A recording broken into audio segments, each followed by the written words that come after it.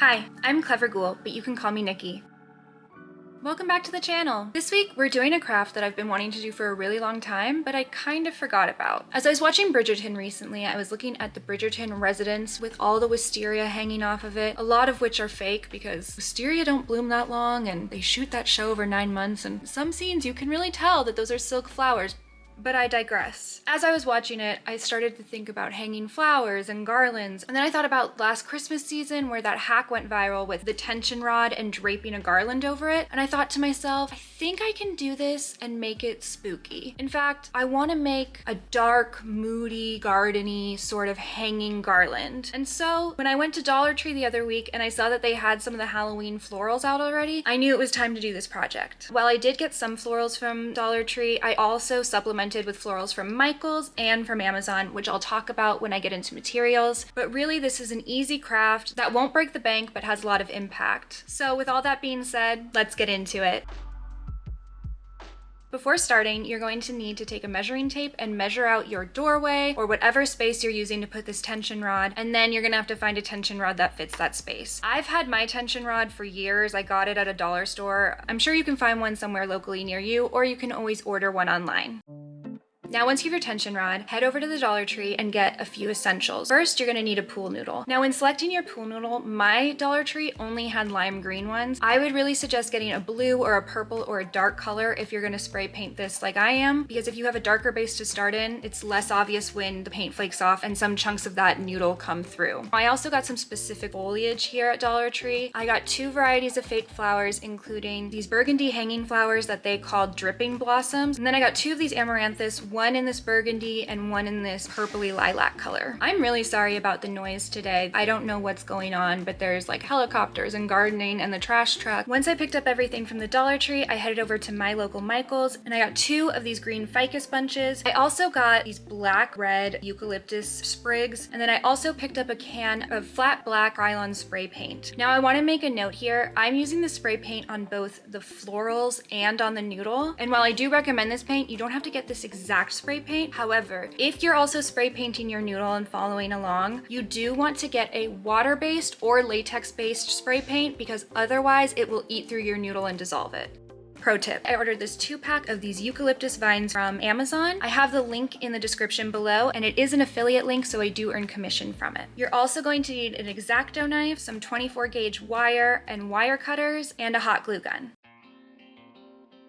To start, I measured out the length of the tension rod and I marked that onto the pool noodle with a Sharpie, and then I took an X-Acto knife and cut all the way through, removing any excess. Next, looking at the pool noodle vertically, I eyeballed where the middle was and took a Sharpie and made a dashed line to mark that, and then took the X-Acto knife and cut through. I didn't cut the noodle completely in half. I just took that top piece and cut through that first wall. You don't want to cut all the way through, but you do want to cut all the way across. This is so that you can take the noodle and pop it onto your tension rod and then stick your flowers into it. Next, I took the eucalyptus garland and the pool noodle outside and sprayed them with black spray paint. I needed maybe 2 or 3 coats for the noodle. For the eucalyptus, it took a lot more. Now, you'll see in mine that not all of my eucalyptus is completely covered in black. There's some green poking through. I was okay with that. I wanted it to be about 90 to 95% covered in black. It didn't have to be completely. I just didn't want anything to be too jarring. When you see it later, it might seem like it stands out a lot, but when you add it on to the noodle and you put all the other foliage in, you don't see it. However, if you want yours fully black, it is going to take multiple coats, and it is going to take you moving leaves around, spraying under them, spraying over them. You'll have to flip it over and move it around a bunch of times to do it. So I know it's kind of annoying, but that's unfortunately the process. I also took the green ficus bunches and pulled off their leaves from the stems and took those outside and spray painted them. Once everything was dry, it was time to start adding the foliage onto the pool noodle. I wanted to make a base layer first, so I took the eucalyptus garland, measured it out along my pool noodle, and realized I could cut that vine in half and use one on one side and one on the other. So once it was cut in half, I took the eucalyptus vine, positioned it how I wanted it to sit, and then I took out this 24 gauge copper wire, cut about a 2-inch piece off of it, folded it in half so you have like a long U, and then holding down the vine, stuck that in so it went through the foam. Now, some of these wire prongs went through into the middle, and so what I did was just opened the middle section and then bent them down. So if they're sticking up like this inside of the noodle in the middle, I bent them down so it would anchor the vine onto the noodle. Now these vines are a little heavier than the rest of the foliage I had, so in order to have a really secure base, I put hot glue on each end of the wire that I just pushed into the noodle, and then with a piece of cardboard I held it there until it was completely dry. Again, tedious and annoying, but it really will anchor and secure your base on there, and then you don't have to worry about it. I continued the same process, cutting a 2-inch piece of wire, folding it, sticking it in, adding hot glue, about 3 or 4 places total per side. Once I was done with one side, I repeated the process on the other side, let everything dry and get set before moving on. At this point, you should take your tension rod, put it up, and then take your noodle and put it up onto it. Make sure it's securely on there. I didn't do this at this point for the sake of teaching y'all how to do this project. So I did one side of the noodle overhead on camera like normal so that you could see how I attach everything. But just because I'm doing it that way, if you see the desk or anything, don't do it that way. Please do this while everything is hung up, because it will make it harder for you in the long run to do it the way I'm about to do it. I want this garland to have a variety of lengths when it comes to things hanging off of it, so I kept that in mind during the process of laying these out and figuring out where they were going to go. I would cut a 1.5-inch piece of wire, fold it in half in the U like I did before, and then depending on the orientation of the piece of foliage, I would attach it to the noodle. So for example, if I had a leaf with 3 stems on it, I would take the U and put it so that that U was wrapping around the base of that middle stem and then sandwiched between the other 2 stems. And then I would stick the wire into the noodle. There's 2 important parts to this. First, you want to make sure that you put this wire in based on the direction that your leaves are going. So for example, if I have leaves that are going up, I want to make sure that I take those wires and take it so those 2 ends, the prongs, are going down and into the foam noodle.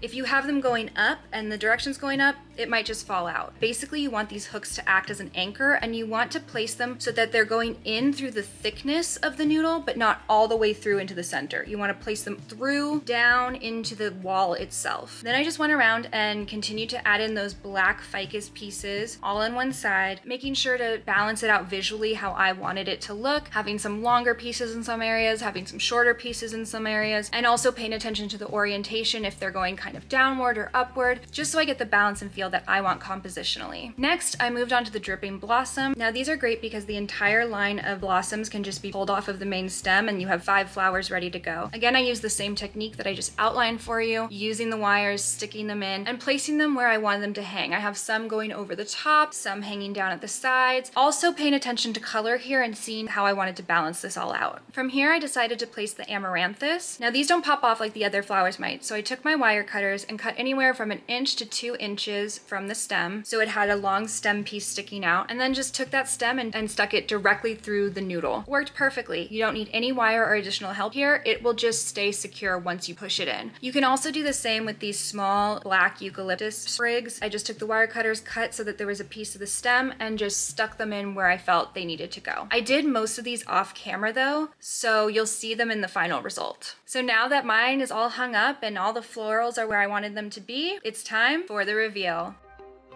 Here it is. I love how this turned out. I was aiming for a moody, gothic, dark, romantic, vampire-y sort of vibe, and I think I nailed that if I do say so myself. I do want to say at first I was thinking of doing this in all black, but I realized as I was thinking about this project that I needed to have some burgundies and deep greens and other colors going on in there, even if they're very muted, just to help kind of add some dimension to the whole thing. You feel free at home to do this in all black. I just think that it might end up looking a little flat and one-dimensional that way, but I could be wrong. Another goal for me with this was to create something that could be used in either a goth or spooky sort of household. You could have this up year-round if you wanted to, but if you also wanted to do like a dark Halloween sort of vibe, something that maybe is a little more sophisticated and chic, this is a great project for that, and will add that exact ambiance and feeling to your space. So what kind of garland would you make? Would you go for moody like I did, or would you do something bright and colorful? Or are you gonna go all black? I'd love to hear in the comments, so let me know. Thank you so much for watching. Don't forget to like, comment, and subscribe, and I'll see you in the next one.